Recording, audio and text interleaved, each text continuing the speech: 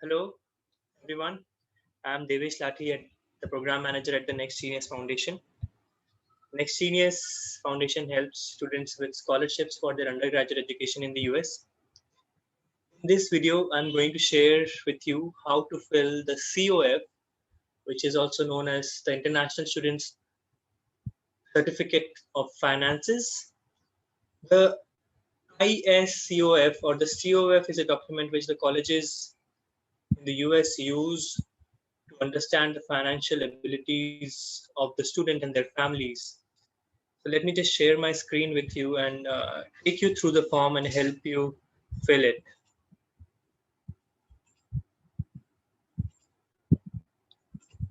Okay.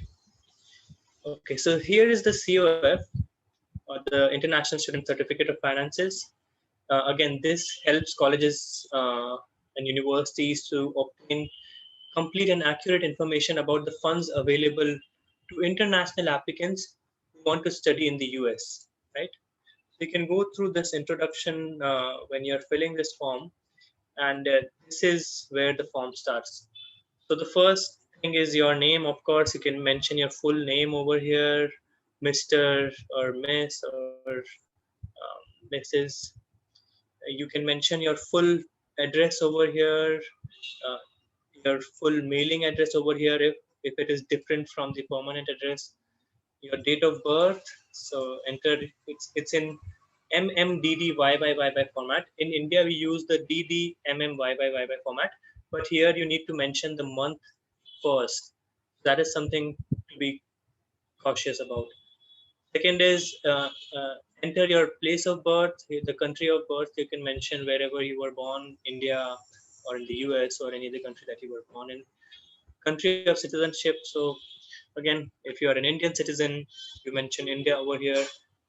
Now this question, expected visa type, a lot of students have a doubt regarding this. For most of you, F1 will be the expected visa type. F1 is the student visa for pursuing undergraduate programs in the US. So you need to mention F1 over here. Now, question 8 is the most important question in the whole form. This is, and it has 4 sections. And this question is the real sort of parameter which will help the colleges understand your financial abilities. So four parts of the question 8A, 8B, 8C, and 8D are like this.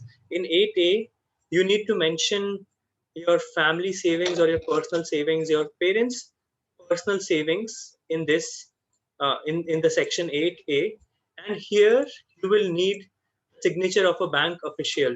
So you need to enter the name of the bank. So whatever bank that you are going to, maybe HDFC, SBI, ICICI, whichever bank you are using. And this is where you need to mention the amount or the support that your parents can guarantee in the 4 different, across the 4 academic years, starting in 2021, 22-23, 23-24, and 24-25.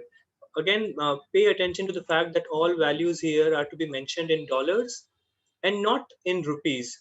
So let's say whatever amount that your parents agree to support you upon, you can mention over here whether it's $25,000 or $30,000.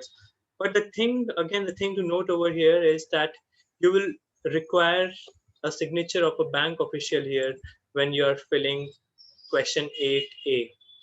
Now, this is where the role of bank comes in. So you need to fill this form, and your bank official in most cases will only agree to sign the first part.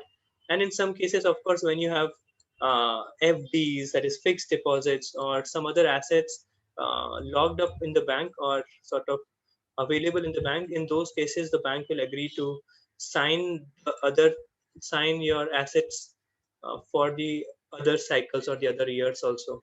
This is where the bank needs to fill their own details. The bank official needs to sign this.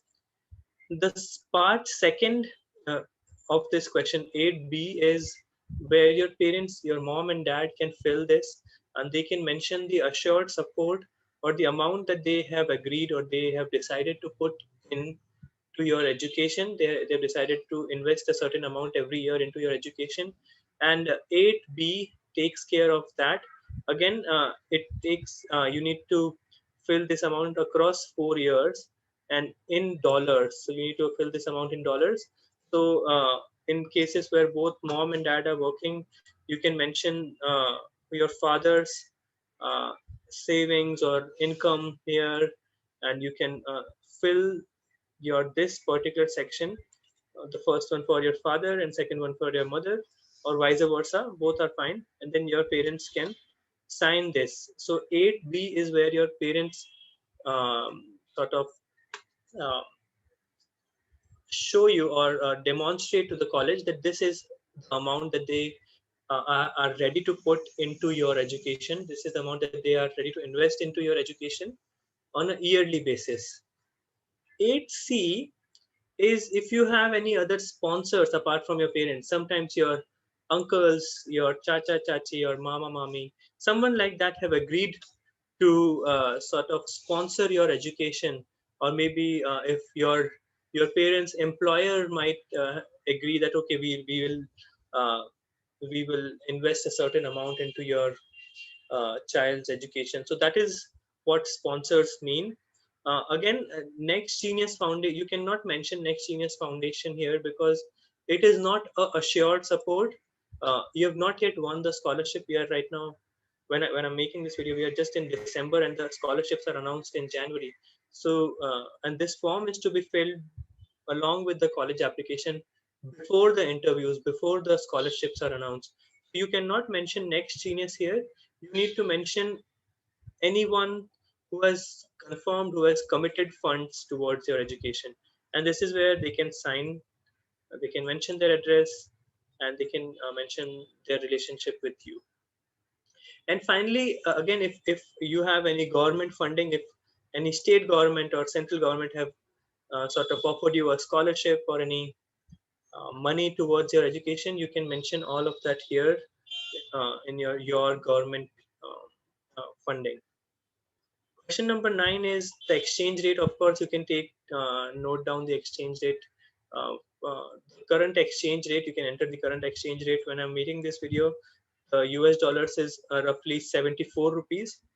So you can mention rupee 74 equals to $1. Question number 10 is, does your government impose any restrictions on exchange and release of funds for study in the US? The answer is yes, and the amount is $250,000. So that's a significantly large amount when it comes to when compared to your annual tuition fees, which will be in the range of $50,000, $60,000, or maybe $75,000, $80,000 maximum, right? So you can mention yes and say that the amount is $250,000 per year. Question number 11 is, would you have any emergency funds when you arrive in the US?